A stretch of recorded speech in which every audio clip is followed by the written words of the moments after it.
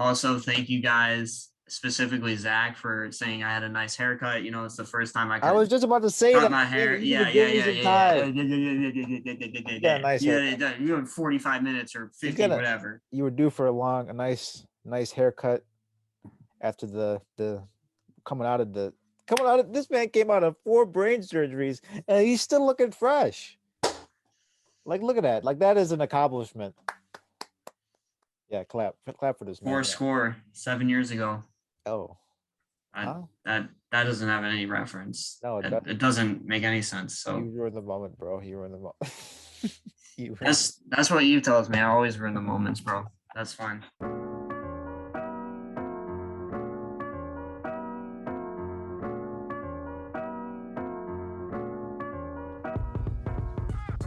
Hello and welcome back to the Say Less Basketball podcast. Currently listening to episode 40.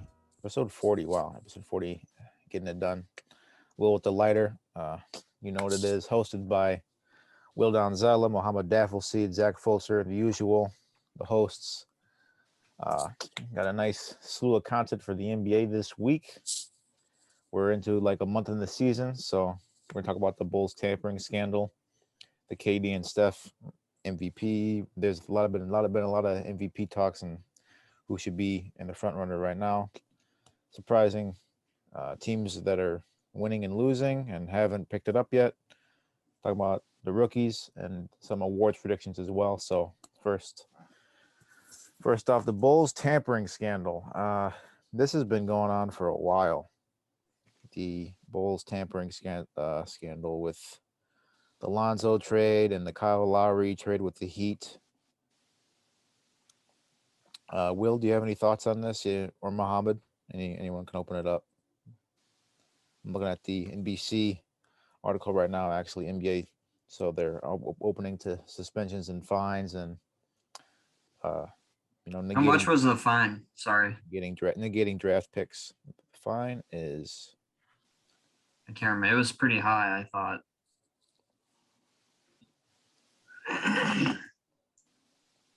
Like 10 million. It has, 10 million. 10 million too. That's what Woj from ESPN, the guy. Our credible source, Woj from ESPN, yeah. He's basically our inside man. NBA elevated maximum tampering fines to 10 million for teams and opened door for suspension of executives, forfeiture of draft picks, and voiding of contracts. Team execs can also have their communications, such as phone records, texts, and emails, randomly audited. Damn. And can they have a draft pick, that they've traded? Like say they traded the Bulls' first round pick for next year, right? Can they have that forfeited? And it means that the team that got their pick has it forfeited? Dang, that would be nice. You just get all your and then you just, that would be nice. Yeah, it doesn't make any sense, but okay. So Bulls are tied for first in the East. I don't think that's true anymore.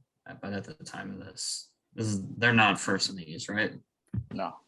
Yeah. So when they wrote this, they're third. So how Washington that's wild. Does anybody? I don't totally understand why they think the Bulls tampered. Really, like I kind of forgot about this, to be honest, until it riled up again. Until it got brought up again. So, Mohammed, I know you would probably know better than me. What exactly did they say they did wrong? So apparently they just basically I guess kind of signed a player, like I guess verbal like agreements. I think that's the problem before free agency started. So somewhere along there, I guess they did something they weren't supposed to be doing. So I don't know if that's like, like I said, a verbal agreement or someone signed something or I guess they were talking to Lonzo or Kyle Lowry before free agency started and they weren't supposed to do that. Yeah, that's exactly what it was, yeah. Which is confusing because I feel like a lot of teams do this. I don't know why I guess they got caught. I don't understand why that's not okay. I mean, I guess I do because, like, you're not on their team. You're still on your team and you have no freedom until free agency. But I mean, what's wrong with planning? I know for sure when they all do this, at the end of games, bro. Yeah. I know LeBron's recruiting. I know he is. It can't be a coincidence that players end up on his teams immediately after. KD, same thing. It's Steph, even to an extent. Like it's ridiculous. But apparently they said like it's uncommon for signing trade deals to be done super fast. Because we know like Kyle Lowry and Lonzo are like, basically the first day of free agency they were signed. So I guess that's where they got a little suspicious. Yeah. Who cares? Just grow up. Yeah, the Bulls. So yeah, it was reported the Bulls trade agreement was reported first which was first reported minutes after the free agent negotiation window opened on Monday, August 2nd. Since Satoransky, Garrett Temple, and a future second-round pick to New Orleans in exchange for Lonzo Ball. And then the result and consequence of the investigation obviously remains to be seen, but it's noted that, the league raised the maximum fine to $10 million. Yeah, so. But I want to. So I kind of tend to agree with what like Shannon said on Undisputed. I didn't know this. I'll keep going. Sorry. No, if you got information, I said that. I remember. I didn't know that the Bucks got stripped of a 2022 second-round pick for Bogdanovich after found that they made a premature contract with him. Want to negotiate a sign and trade agreement with this Kings. Wow. Yeah, so that kind of leads to what I was going to say. If you guys watch Undisputed this week, they were talking about how like the Packers might, they were talking about what should happen to the Packers. I think they both, Skip and Shannon, kind of agreed that what ended up happening to the Packers was not harsh enough. It wasn't even close to harsh enough. And Shannon, what? Yeah, it was basically a slap on the wrist, right? Yeah. Exactly. Mm-hmm. And Shannon was saying, you can't find these teams. They don't care about money. You got to take away draft capital. That's what hurts them. And so I think I would tend to agree with that. I think maybe that's a bigger deal in football than it would be in basketball. I don't know. I just kind of have that kind of feeling. But so I all that to say, basically that $10 million fine, that doesn't matter to me. But the draft picks, that to me would be a bigger deal if they were to lose some draft picks. I mean, the Bulls don't have a first round, I think, next year, so I don't think it's a big deal for the Bulls. Well, yeah, but what if they don't take away a first rounder this year? Like, what if it's not immediate? Like, what if they're just like, hey, we'll take away a first rounder for next year or whatever? Wow. Yeah. I don't know how it'll work. I'm just saying, if in terms of like the money or the draft picks, to me, I'd agree with what Shannon was saying. Like, the draft picks to teams are much more valuable than the money. They're going to make the money back in a second, one game. They don't care. This is a multi-million-dollar corporation, more than that, like $100 million corporations, billion-dollar corporations for, like the Cowboys, but not in NBA. But, you get my point. Right. So the draft picks, yeah. But I do have a question. Like, what exactly is tampering? I understand what it is, but like, to me, if I'm talking to somebody, like, how am I tampering if free agency is coming up and we've been in contact? Like, to me, that's stupid. Yeah, it is stupid. It really is. I was just gonna say, I remember when they fined Draymond for talking about Devin Booker coming to the Warriors on the Suns.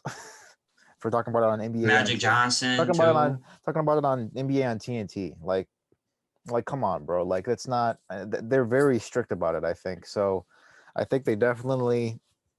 The definition of what they have specifically for tampering, I think, is a little bit too strict. I think it needs to be a little bit more lax, and you can let guys, joke around and say, "Well, come to our team," or yeah, it's like, or have the conversations like this, like with LeBron too. Like, I think they don't know if they dinged him for that. LeBron. They wouldn't ding LeBron, bro. Yeah, I don't think they did for the draft, for that All-Star draft that one year. But that I definitely think it's a little bit too strict if they're It's finding like guys like that. who wouldn't want Steph Curry? Who wouldn't want Devin Booker? Who wouldn't Right. want Kevin Durant to come play for their team? Are you kidding me? Obviously. Oh, would you like Devin Booker to be on your team? Yeah, duh. Everybody would. I mean, Yeah. it's who wouldn't? So it kind of upsets me, Mohammed. It's just corruption, really. They just pick and choose who they want to punish. I mean, there was a report that came out last month about LeBron, AD, and Westbrook meeting in Los Angeles before free agency started. So, I mean, if you're gonna find Doc Rivers for giving a compliment, I forgot who the player was, but I remember he did an interview on ESPN or something, and he just complimented a player and he got fined for it because they said it was tampering. So if he compliments a player, then okay, that's tampering to them. But if LeBron and AD and Russ meet up, and apparently they said, oh, it doesn't matter if players can do that. So if a coach can't, compliment a player on TV, but you let, players meet up and stuff like that. So let me get that straight. You can meet up with players and probably talk about joining together, but you can't, as a team, be like, hey, when free agency comes, we're thinking about getting you. That's not okay. So essentially, if the Bulls organization, upper level management, whatever it may be, and Zach LaVine, whoever it may be, got together and met with Lonzo Ball before free agency, and they got together and met, then it's okay. Well, apparently it's okay because if the players meet up, if it's just players so talking to each other, okay. Apparently, that's okay, but I guess executives and front office people can't do that. But he's saying he wanted Devin Booker on his team. It's not okay. Okay, I got it. You can't compliment people. He doesn't even say. Doc Rivers literally just said, "Oh, this guy's a pretty good player." That's all he said. He didn't say anything about I love to have him on my team, nothing like that. He just said he was a good player. I don't even. But yeah, I know exactly what you're saying. He said that in like a post-game interview, right? Like, it's weird. Yeah, the setting is weird. And I know the Bulls had the worst offseason of all teams. So, I mean, why would you be looking at them? Why are you punishing a team who already had the worst offseason? They did terrible. Let's leave them alone. Like, look at how bad their offseason was. They have more wins than in their first week than they've had in the first 2 weeks in like the past 5 years. So clearly the worst offseason. Leave them alone. Nope. The Heat. I just don't. I don't get it. Honestly, I think it's insane. Like, it would be one thing to me if you're going during the season, like, hey, yo, like, I mean, I guess a good idea could be like the KD Draymond thing. People say that during that season in 2016 they had talked, AD and LeBron, or AD and LeBron. That might be a good. Cooking up for a good 2 years. Exactly. Everybody knew that. Come on. Like, maybe then I would understand it. But if I'm just like meeting up a little bit before free agency, or I give somebody a compliment, who cares? Bro, now I'm afraid they're gonna start coming after me, because I got a big voice in the NBA world. Oh my God. I compliment KD a lot on this show. I compliment, other players. I don't know I don't have 10 grand to get fined. I can't. You're also not an executive either, so. Well, you don't know what I don't know. Sorry. Connections are. I'm sorry. I have my feet in the door of some organizations. Any of the organizations that are on the up and up. So all of them are all of them on your list? I'll tell you, I'm not helping out the Hawks right now. I'll tell you that. Oh, this is actually a nice transition. Teams of winning and losing. Speaking of the Hawks, so we decided to look at some win streaks, some loss streaks so far into the season. We've kind of cooled. I feel like we've gotten to that point in the season where the real hot teams and real hot players have kind of cooled down by now, and like a lot of teams are kind of settling in. I mean, the insanity that happened at the beginning in like the first week. Yeah, that's the kind of a little bit, yeah. But the Hawks have lost 6 straight in a row, 6 straight games in a row. They are 2-8 in their last 10 and 4-9 overall.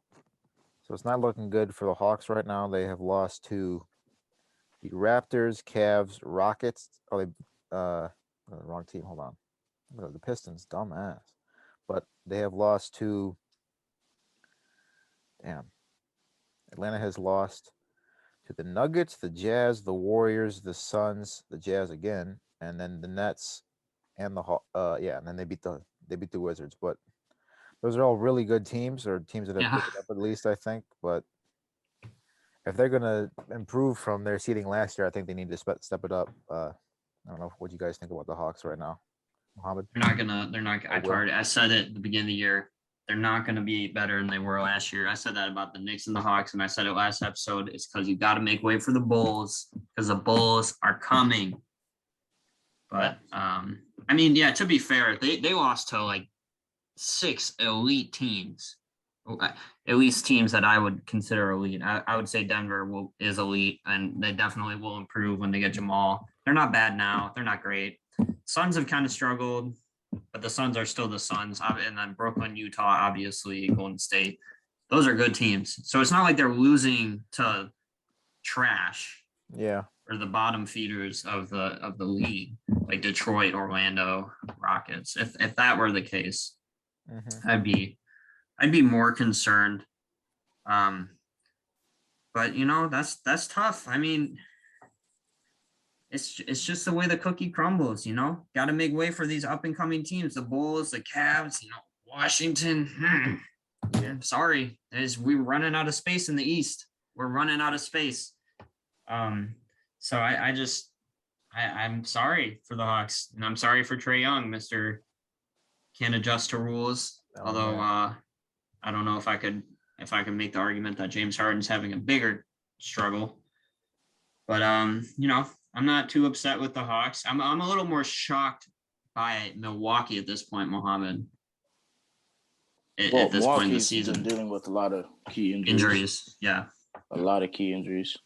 You know, Brook Lopez has that back, and Chris been out. You know, Milton's been out with that COVID protocol. DiVincenzo too. Still out. Drew Holiday recently came back. Giannis missed 2 games, I think, or a game. Oh yeah, he has an ankle injury, so he missed, I think, the last 2 games. Okay. Yeah. But the Hawks is just. I agree with Will. I thought they were going to drop off. Even before the Bulls signed those people or the Wizards traded for all those people, just before any transactions, I thought the last year was a fluke. I didn't think they were a trash team. I just thought, you know, them going back to conference finals or them being a top 4 seed wasn't really something I saw.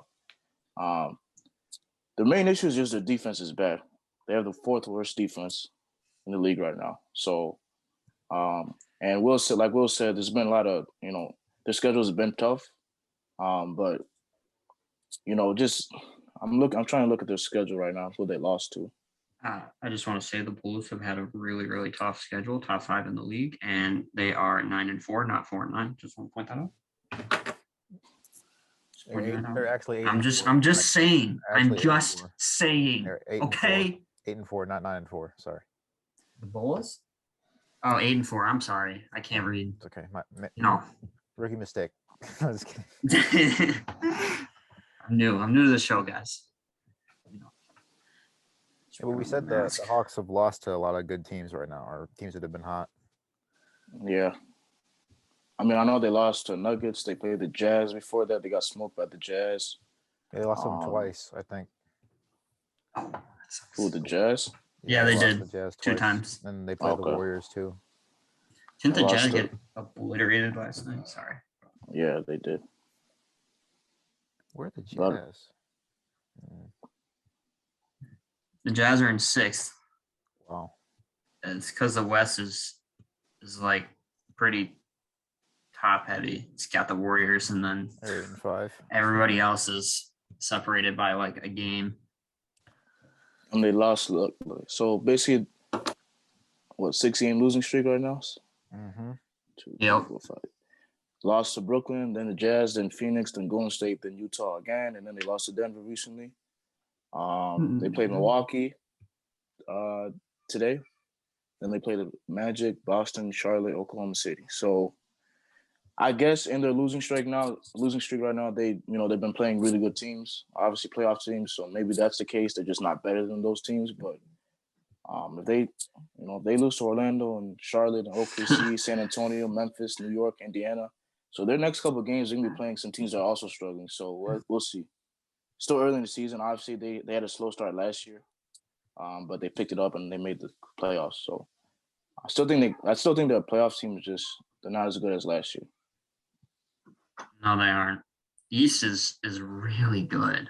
I mean, it's just so hard to like just to say that one team can't make it. I'm starting to. I know it's early, but I'm starting to already lose faith in Indiana. I know Indiana's kind of dealt with some injuries as well. I just Didn't they thought have an impressive win yesterday against the Sixers. Yeah, they played. Oh no, Yeah. Jazz. Yeah, they beat the Jazz. Yeah. You know, I'm not counting them out yet because I still said 4 of the 5 teams in the Central are making it, and it sure as hell isn't going to be sure as hell isn't going to be Detroit. So it's got to be Indiana. I could see it happening. I know that Karis LeVert's come back and he's kind of like been in and out. Oh God. For the lineup, Malcolm Brogdon, right? Zach, he missed a few games. Yeah, he was out for a little bit, but so I don't know. I'm not counting them out. I'm just a little out of like to see more. Yeah, just a little more. They actually beat the Sixers. Sixers last night, right? Yes. They played the Jazz on Tuesday though. And they're also not really losing to terrible teams. I mean, most of their losses are against some great teams. I won't lie. Like I'll say Portland. You could have beat Portland maybe. Outside of that, they're losing to good teams.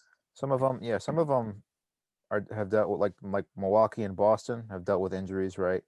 Indiana's dealt with a little bit of injuries, but you know that really hurts them, and they have to learn earlier. And then now they're getting an early. This is the thing to watch. You know, they're getting a lesson early in the season about how to deal and how to play games without some of their superstar players. Like Jaylen Brown is out. Chris Middleton has been out. You know, they've had injuries with Brogdon and stuff like that in Indiana, and guys like TJ McConnell have stepped up. So that's something to monitor. So it's just gonna. I feel like you have to learn these lessons early in the season, because you know down the stretch, near the end of the season, you got to get hot, and you got to know how to, you know, get into games and win without your superstars sometimes. So these are big lessons that those teams, or those 3 teams specifically, I think, are learning right now. So that could be beneficial in the future if they learn how to, you know, deal with it and try and. This is weird. Not gonna lie, Indiana is a decent squad. Yeah. Yeah. Mm-hmm. And they have a good coach in Rick Carlisle. So. Yeah, I think I'm looking at strength of schedule. Bulls are number 1 in that. Are they? Because I'm looking. I think this is for the whole year, because there's no way this is to this point, because they have the Hawks as the hardest schedule. I don't believe that. That doesn't make any sense. And then the easiest schedule is the Warriors. Ew. Obviously. I mean, the Warriors' schedule has been pathetic to this point. But have the Hawks? I don't know if this is like to this point. Wait, our strength of schedule played shows the current average ranking for each opponent has faced to date. So they're saying the Hawks have had the hardest. Is this for 2021? It is for 2021. This cannot be right. Saturday, November 13th. That was yesterday. Are you kidding me? The Hawks have really had the hardest. Actually, they have. So I could see have. that. I could see yeah, they that, have. I was thinking of I don't know who I was thinking of. Don't listen to me.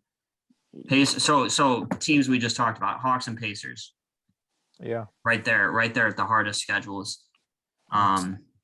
Bulls are right up there too. The Warriors obviously dead last. The Lakers right there with them. So teams you can kind of look at the records and guess. Yeah, so it's hard, but it's hard to differentiate which teams have the hardest schedule just by looking at their records, because you know the Bulls are 8-4 and the Hawks are 4-9. You know, so yeah. This ranking specifically that I'm looking at, it's composite indicates a difficult schedule. So they go by average opponent ranking. I'm not sure what. Oh, they go by Okay, so they're looking at the power rankings of the NBA, the NBA's power rankings, and then that's how they base it off of. So the average opponent ranking, this is crazy, for the Warriors is 21 in power rankings, and for the Hawks, it's 11. Yeah, we should give out our power rankings. That would be interesting right now. We gotta make let me text Jack about that. Yeah, it's probably waiting. But I do want to say this before we move on. The Cavaliers are coming. The Cleveland Cavaliers. I saw a video last night. I posted on our TikTok of Evan Mobley with that come from behind block. Reminded me a lot of somebody else who played in a Cavs uniform, who was notorious and known for kind of blocks like that. I'm just saying. No. I'm not saying. God. I'm throwing it out there. Okay. Wow. I'm just saying it's a similar play. I'm not saying similar players. I'm just saying similar play. That's it. I want to give the Cavs some love. It's my second favorite team. Do you think the Cavs are making the playoffs, Will? Yeah. Oh yeah. Who will they replace? Bro, I don't know. The way that I'm looking at it right now is I think Washington will fall off. But that might not even be true because Bradley Beal's been terrible this year, and they're somehow in the first. Write that down. Making the playoffs, Will. I'm gonna write that down as a bold take. Bro, I already have. You already said that, I think. Though. I already said it. Yeah. I'm just making sure.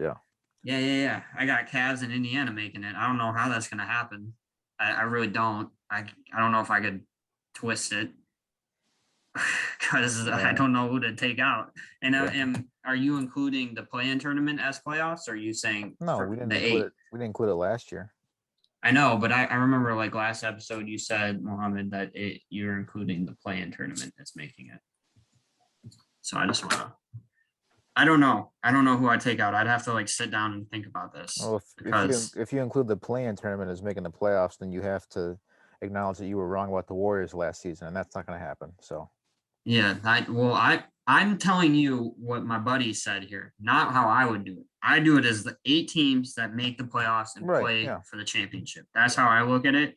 And right now, I do not have an answer. I will come back next week with an answer, or I'll post it on our TikTok or our Twitter or Instagram or something, which everybody should be following. Okay. But I just want to give the Cavs some love. Sure. Sure. Absolutely. I like them. I like the way they're going. Evan Mobley seems like a early front runner for MVP. Rookie of the year. Sorry. Whoa there. Damn, he's all in with the LeBron comparisons, the MVP talk. No, just kidding. He almost lost us there. He's coming. He's looking like. One other thing about the West, the Clippers have been really surprising to me. They're on a 7-game win streak. They're 8-2 in their last. Yeah, they are. They are 8-2 in their last 10. So they got the Bulls next. That's gonna be might be an L. It might be an L for the Bulls because they don't have Vooch right now. No, it's not gonna be an L for the Bulls. Maybe. Oh, okay. That's gonna be a game to tune into then. Bulls going undefeated. But if the Clippers are, if the Bulls are going, wow. If you threw me way off track there, in my opinion, you threw me way off track there. A little comment there. But the Clippers have been they have some depth, I think, that can make up for the Kawhi injury. And if they can continue the success and he can come back, that's gonna be crazy. If they can stay competitive in this Western Conference with so many other great teams, that's gonna be something to monitor for the Clippers. And they've had different guys step up. Terrence Mann is getting more minutes. Nicholas Batum's getting more minutes. Paul George is doing his thing. Eric Bledsoe, right? We'll just mention Eric Bledsoe. Yeah. Reggie Jackson. They got a nice. Well-rounded roster, I think. So that's interesting. One thing on the Warriors, real quick. There's been a lot of hate from Will Donzella on the Warriors schedule, and I have to say this. Even though when you on their schedule? On the schedule, yeah. I would say schedule. That, yeah, for sure. It's been a joke. Yeah, but you have to realize that they are not dropping any games to these teams. I feel like some of the teams that have been bad, or teams that don't make the playoffs, usually can, beat some of the good teams, but then they can't maintain that success consistently. And if they can, like the Pistons, like last year, like they beat the Lakers one time, and then the next night they'd lose to like the Magic. So you have to be consistent with how you win. And if the Warriors are beating all of these, if you will, bad teams so far, I think that they're one of the best teams, because if they don't drop games to these bad teams and only drop games to great teams, then like they've only lost one game to the Grizzlies, who are solid, I think. But Okay. if they can beat all of these so-called bad teams and then only drop games to good teams and still beat some of those good teams, then they're going to be a force to be reckoned with throughout the season. And they don't even have Clay back. I had to throw that in there. And I don't know if they have Wiseman back either, but even if Clay just sits in the corner on possessions, like that's still going to be a massive threat and open up the spacing and get teams stressed. So they're on a 7-game win streak. I'm not really worried about it. I think they'll continue the success, but Steph Curry for MVP, you know my thoughts on Steph Curry. I'm not going to get into that because I've gotten into that way too much in the past. Mohammed, any thoughts on the West? Yeah, Mohammed, any thoughts on what you just heard? Don't really have anything to say, but I was going to ask about what do you guys think of the Boston Celtics? I know there's been rumors that they want to trade for Ben Simmons, and Ben Simmons would like to go there. They're struggling right now. And wow. Obviously, what's it called? Oh my God. What was that sneeze? Sorry. I had to address I was going to say, obviously, what Marcus Smart said a couple of weeks ago after their loss to the Bulls, a lot of people have been, getting on Jason Tatum's case for not really being a leader and stuff like that. So what do you guys' thoughts on the Celtics, and should they trade one of the core pieces? That's tough. Tough, man. I've been a big advocate for the Celtics in the past, man. And you don't say. I've said they're going to the finals before, after that loss to LeBron in the Eastern Conference Finals. But they got to have somebody who can. I feel like Tatum and Brown they're very ball dominant, and I agree with what Smart said. You got to pass the ball. You got to trust your teammates, man. I've said this on multiple occasions. This is why I think Steph is one of the best players. Is the best player in the league, because he's not a ball dominant player, because he does not play ISO ball. I think that with Tatum and Brown, if they play ISO ball all the time and don't pass their teammates, I don't think that's a winning formula. So if they can't get past that this season, and they continue to anger their teammates like Smart, that isn't going to win you any games if you're aggravating your teammates. And can you turn your phone off, please? Turn it on silent, please. We're recording a podcast. Thank you. I'm getting so much hate today. I'm not getting. What you talking about? No. I'm getting attacked. I feel like Jack today. That's my thoughts. I think if they don't deal with that issue, it's going to continue to grow throughout the season and be a big issue later. Mohammed, I don't know if you brought up the question, but I don't know if you have any thoughts or will. They gotta shake it up. They gotta shake up the roster, because even before the season, they had Kyrie, they had Gordon Hayward, they had Brad Stevens. They had Brad Stevens, though. Yeah, but he's not even a coach. He left the coaching, I wouldn't say abruptly, but it was surprising to me. And apparently, he kind of just burned out from the current team. So I don't know if their core right now, I think, is the core is a problem.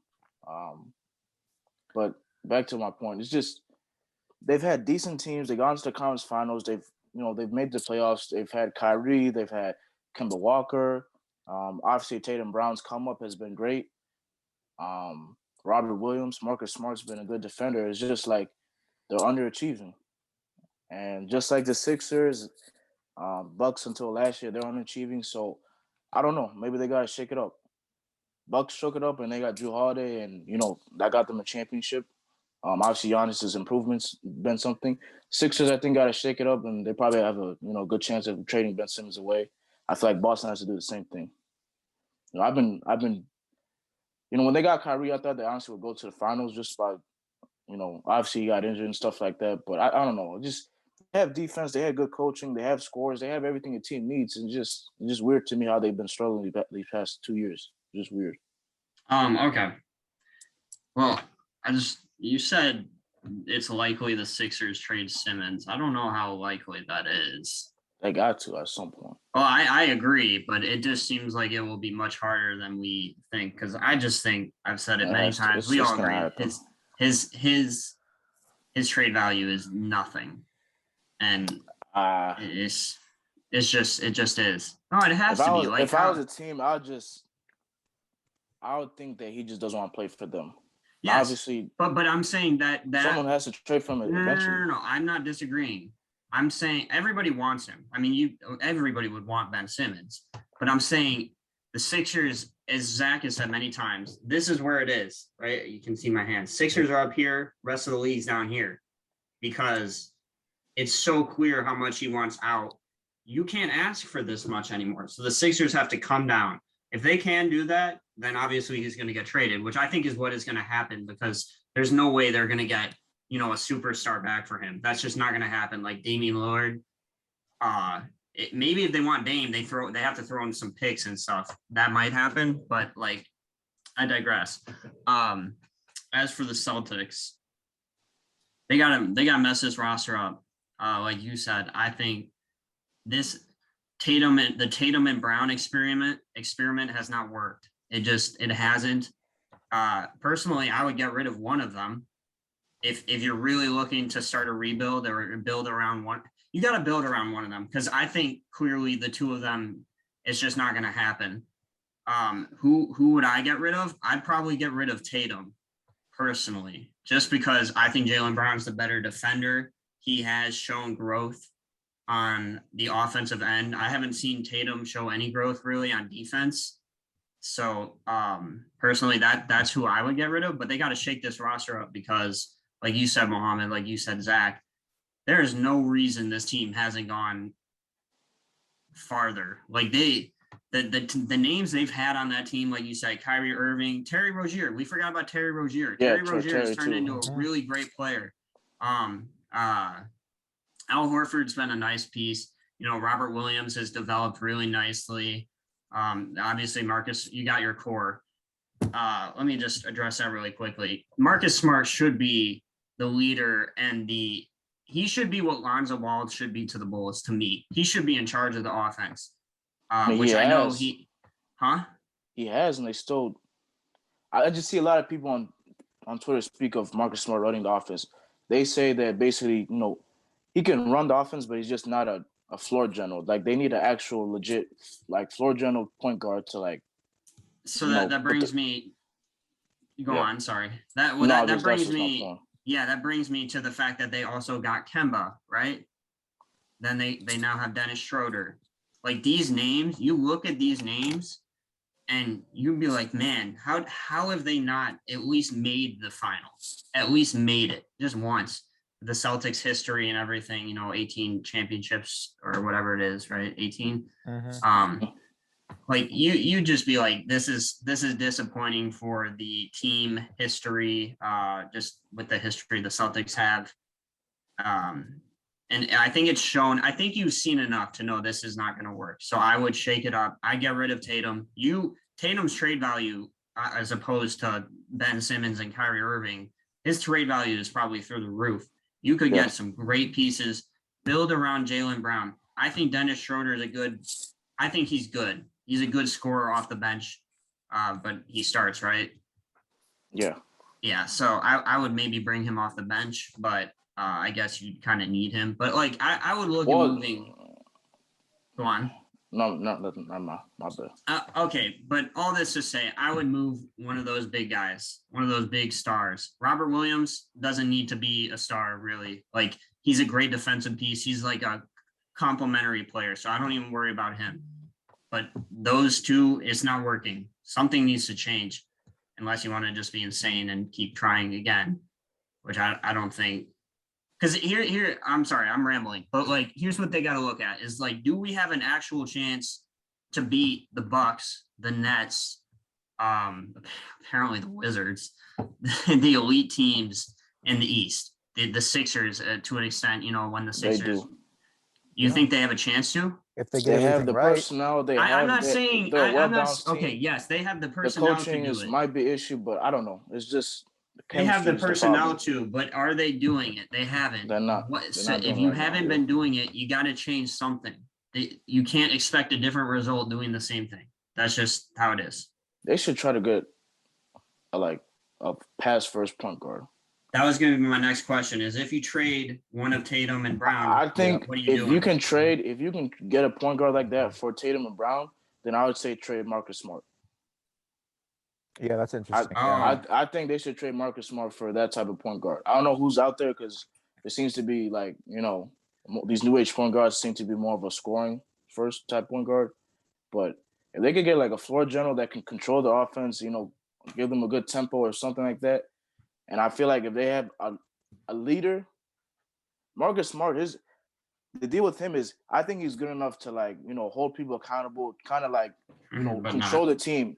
But he doesn't have the skill set to control an actual offense to lead them to a good record. That's his only problem. So if you can trade for him for like a Chris Paul type player, not just Chris Paul, not as I know he's old and all that stuff, but a Chris Paul type player. Chris Paul for sure, yeah. Yeah, but just a player like him, I think that'd be good for Tatum and Brown. If you can't, then trade Tatum or Brown, one of them. But yeah, so if you're gonna trade Marcus Smart, you need the ego or you need the authority back with it because somebody needs to come in there and not shut Tatum and Brown up. They're not talkers, but be like, hey, you can't do this. We got to play this way. Kind of change that whole culture. Yeah. More to what the Celtics culture has been in their past. That's like this is extreme, and I'm not comparing anybody to it, but like somebody like KG, you need that kind of authority, not literally to that extent, because or like if a you Draymond. find somebody like that, or Draymond, right? A name that just came to my mind. I don't know if it even makes sense. It just came to my mind, but is Fred VanVleet. He's perfect for them. I think he would be a great fit. I'm not even sure if the Raptors would be open to trading him, and I don't even think you need. Actually, no, Fred VanVleet for Marcus Smart. That probably works. That's probably a good trade. That ain't gonna work. Nah, I don't know about that. I don't know about that. Why? And I don't think for Raptors' case that I don't think. No. I'm not saying. Good, I'm not saying a swap for a swap. You have to include some other stuff. Oh, okay. Yeah. I'm not saying like a player swap, but I'm saying if those are the two main players involved, I think you could do it because I don't think you need to give up Tatum or Brown for VanVleet, right? Yeah. So that was just a name that came to my mind. One problem I see, obviously we're not Celtics fans, so we don't really know too much about the team, but just after games I watch and things like that, I feel like it goes Marcus Smart, Horford, and Schroeder. I feel like they're like the vocal, like authority type leaders. Because Schroeder, he's not afraid to say something. I always watch games. He's always the one on the bench, hyping people up. I feel like he's, on the court. I see him always directing, some traffic or stuff like that. I feel like he's like not afraid to like step up and talk. Horford's a veteran, and Marcus Smart obviously off his personality we can tell what he does. But Tatum and Brown, off the games I watch and just their personalities, I feel like they have the big ego because of the whole they want to score first. They want to run all these ISO plays for themselves. So the problem I have with them is just their leadership is not there. So their egos are ridiculous. Yeah. Yeah. So like I said, if Marcus Smart, out of all people, can't hold them down, and he has Schroeder next to him, and I feel like they're both vocal, then they gotta really get somebody like a VanVleet, like you said, like a Chris Paul type player. I feel like Kyle Lowry would have been perfect for them, but obviously he went to the Heat. But yeah, I'm just saying their leadership doesn't look like it's there. Yeah, I was gonna say I think if you get a pass first point guard, I think you have to get rid of one of those guys because I don't think those guys are willing to give up with the Eagles we just talked about with the pass just not passing. I think they want to run these ISO plays, and if they aren't willing to give that up, even with Schroeder or even with Kemba or even with Smart, what's going to be the difference if they get somebody else who can pass? Like they're still going to want to do those things. So I think you have to get rid of one of those two guys if you get a pass first point guard because it's just not going to work. Like the pass first point guard needs the ball, and they can't diverse it up with pass first point guard and then Tatum gets the ball and then Jalen gets the ball and they run the ISO plays. Like it's not going to work if three guys want the ball at the same damn time. If they're not willing to let, guys, if Jalen and Tatum are not, if Tatum and Brown aren't willing to give up their spots with these ISO plays and handling the ball because of their egos to somebody else, then it's not going to work. That's my final thoughts on that. I think they need to get rid of one of them if they're going to go for a pass first. Let me just Figure the damn thing out. Yeah. before we move on, I just do want to say real quick, in what you're talking about, Zach, to me is more about coaching. Yeah. Because player like Jalen and Tatum may play that kind of style, but now it's coming down to coaching and drawing up plays. How are you running your offense? So to me, that's more about coaching. And if the coach is not stepping into, if the coach isn't controlling those egos or whatever, let's say. Yeah, and if I'll they just are use that. right, if they then are that's a bigger issue to me. If they aren't controlling, and if the coach can control all he wants, but if Jalen and Tatum are, if Tatum, I keep doing that. If Tatum and Brown aren't willing to sacrifice, like that's one of the things with Jordan. Jordan was willing to sacrifice his opportunities and ISO plays to ultimately win games better with Phil Jackson and Scottie Pippen. And in the earlier days, they would just give it to Jordan and let him do whatever he wants. And he realized that that isn't a winning formula. So he realized that he had to, give himself up sometimes and let some opportunities go to help other guys win and ultimately the team win. And if Tatum in the playoffs specifically, he can win. He can win with the ISO plays throughout the season. They can do well throughout the season, but that's not going to win you a championship. And if Tatum and Brown don't realize that, then it's game over. Then one of them needs to be gone. And if the coach can't control them, and if the coach can control them, but they can't bring their egos down and sacrifice, then it's not going to work. That's a big if. Celtics have always had a lot of problems to deal with, chemistry-wise, rotation-wise, health injuries. So they got to figure a lot of things out this season and make big decisions, like we just talked about. Facts. It's been a great topic there, but moving on real quick though, talking about some awards predictions. I think we were on the which teams are winning and losing a lot. The Lakers, obviously, go and look at the Lakers schedule. They just lost to the Wolves. They got to figure a lot of things out as well. Westbrook experience is starting to crumble. Yeah, but LeBron's not there, so. Yeah, I still think they're coming out the West regardless. I do too. Yeah, that's big. So that's the end of that. But the next topic we have a little bit of awards predictions. We're going to give our awards predictions real quick. We haven't really done this. We've all said MVP before, but things change as well. The start of the season has come on, so we might have new opinions. We never really gave some Rookie of the Year, Defensive Player of the Year, Coach of the Year predictions. So we're going to go through that right now. Get that done so we can look back on it in the future and give us a little bit of shit talking. So MVP, do we have any changes in the MVP? I don't remember what I said, but if I said Steph, that's who I want. I think I said Steph. I'm pretty sure. Okay. Is that right, Zach? Do you have it in front of you? I think that's what you said. Yes. Yeah, I'm sticking with Steph. Okay. I said AD or Luka. I remember that for sure. I think I was more leaning towards AD. Obviously, that's not looking good, but I'm not gonna walk back on it. Luka still has a chance, but obviously KD and Steph and who's number 3? Right now, Giannis. Yeah, Giannis has a good chance. I don't know. I don't think Giannis. I think Jokic is ahead of him. Yeah, it's Jokic. Oh really? Oh, yeah. I'm looking at DraftKings though. Never mind. I'd say the only two that's in his way right now, in Luka's case, is probably Steph and Jokic. I feel like KD. It depends on his efficiency. If he, keeps this up, and obviously the whole Kyrie situation. But other than that, I think Jokic and Steph are probably ahead of Luka right now, to me. Yeah, I'd said Luka before, but I'm changing my mind now. I don't think he's gonna. The Mavs are going to be good enough for him to be in consideration. I don't think they have enough pieces around him. So I'm changing it to obviously Steph Curry for MVP. I think that's my prediction for. I'm not going to change it the rest of the season. I'm going to stick with Steph, even if it comes back to bite me. I'm going to stick with Steph. So Which looks kind of bad. I'm pretty sure we did these predictions before the season. I know that for sure. Yeah, we did. We did. So I don't think it's good to just 12 games this season off.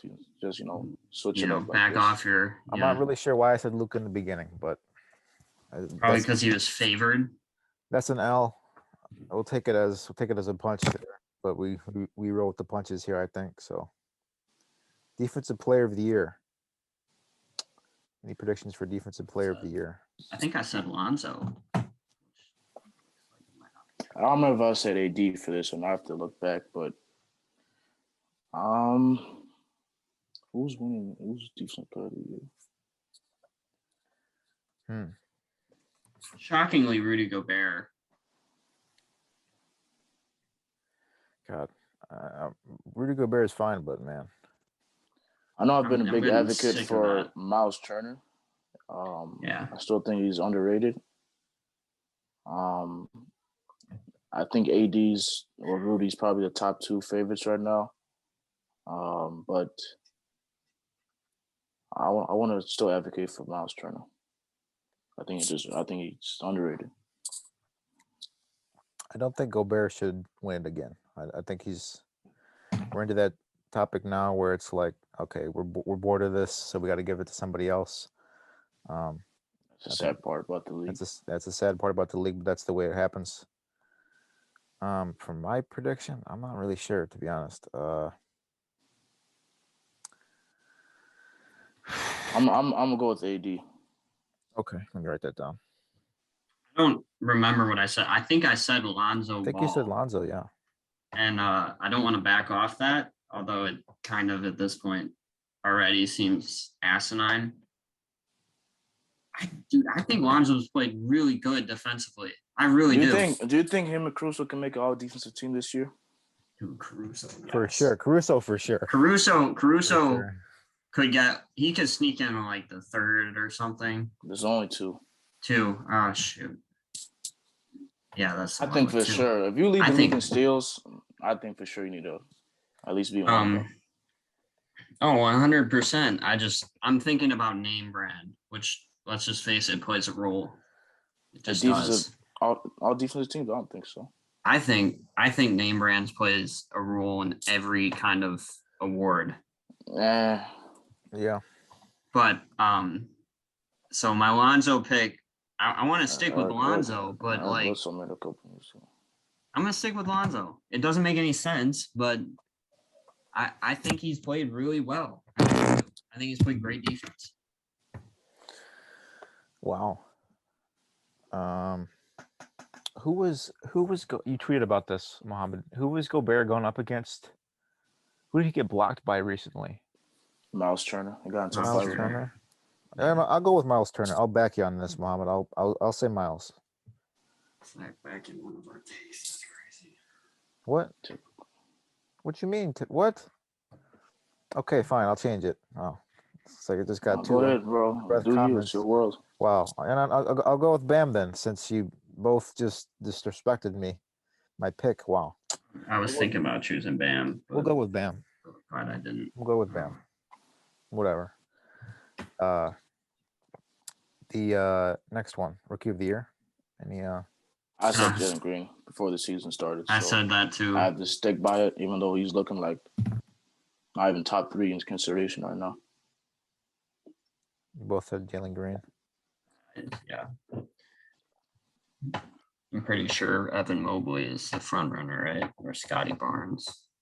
Yeah, they're top 2 for sure. I feel like Scotty's benefited from Siakam being out, so I want to see how he does since Siakam's returned now.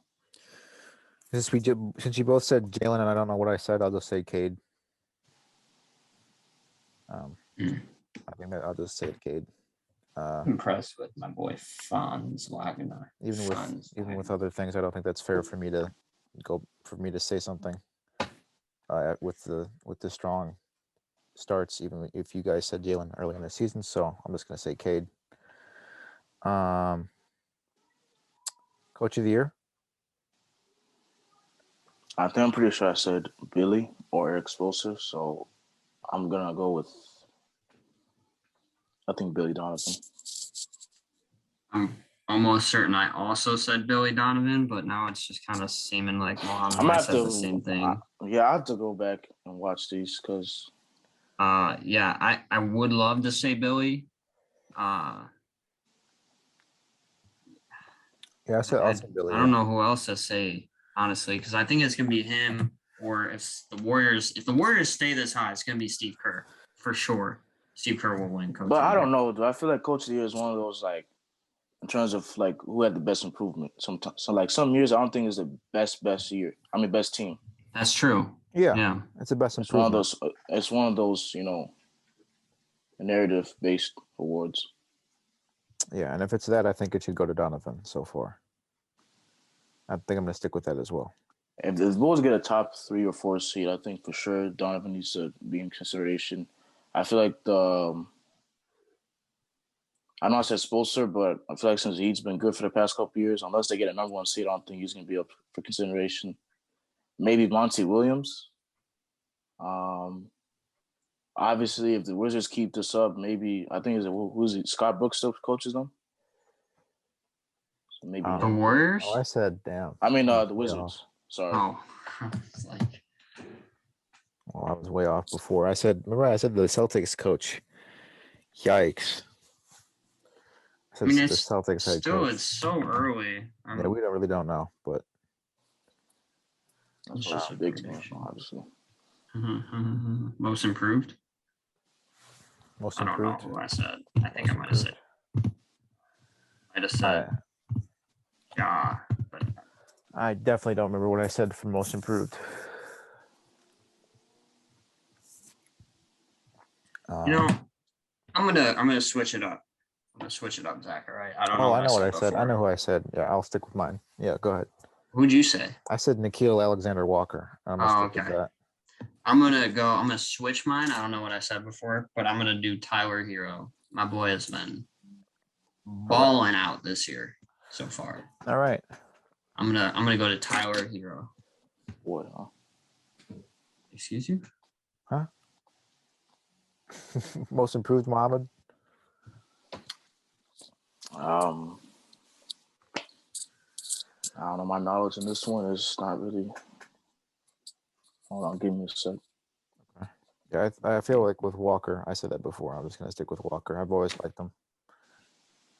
I'm sad that I didn't get to take him in the fantasy draft, and Alec took him. I guess took so. him in. This was before this season. Michael Porter Jr., Kevin Porter Jr., Jaren Jackson, Chris Boucher, John Collins were 1, 2, 3, 4, top 6. Lonzo was top 7 favored. Sabonis was. I don't see how that's possible. Michael Porter Jr. For me, Michael Porter Jr. would have been my pick before the season. I'm not sure. Like I said, I'm going to have to look back and see what I said. So from right now, I think I'm go with maybe Ja. I think Ja Morant. Michael Porter Jr. is at plus 30,000 odds right now. $10 would win you 3,000. That's crazy. He was favored. He was at plus 650. That's crazy. He has been horrible. Maybe I hope this actually. He's got a back injury, so there's no guarantee he'll even come back. I think OG's been going crazy. I don't know, bro. OG could have won it the past few years. I don't know why he couldn't. Yeah, he could. He was more of a defensive player. Now his offense is. He was pretty good last year, or 2 years ago. Yeah, he's been a little injured. He was injured a lot last season. Yeah, like I said, I'm just gonna go Ja right now, but I'm gonna look back and next week if I'm gonna come back and see which picks I had before the season. Because I'm pretty sure I had a pick for each of these awards. So I'm just gonna stick by what I said. All right, cool. We were talking about the rookies before this podcast. We kind of just touched on that. Any with Jalen Green, and Evan Mobley. Evan Mobley's been really nice for the rookie. I don't know if he can sustain this. He's obviously going to win the Rookie of the Year for sure, right? I think. Jalen Green's been a disappointment. Yeah, Mobley for sure is. A lot of people before the draft, like I said before, I didn't really follow this draft class, but after the draft happened, everybody was saying this might be the best class in a long time just because of how balanced it is. Even the second round's got some good people, so I trust those words. But right now, Jalen Green's been looking like a disappointment. He's not shooting well. I mean, he played in the G League, so I don't understand how he doesn't look as. I mean, Scotty Barnes and Mobley look more well developed than he has. So I don't know. I watched the game against Pistons. They had it on ESPN on Wednesday. Cade. I mean, Jalen Green was outperforming Cade. First 3 quarters, and fourth quarter came. Jalen Green could have scored anything. Cade had like 2 clutch buckets for the Pistons, and they ended up winning. So even Cade's looking better than him. But yeah, I don't know. He's been disappointing to me. Will. I don't know. Go ahead. No. I just want to add dramatic effect. I mean, I said Jalen Green as well, but obviously, for all the reasons Mohammed said, that just doesn't look like a great Rookie of the Year pick. I know we're not talking about Rookie of the Year, but rookies that stood out. One guy that has been circulating the social media sphere is Josh Giddey. But to say oh man. Oh, okay. He is really looked nice. The Thunder pretty much consist of just at least decent young players, and he's no exception to that. I think he's looked really good.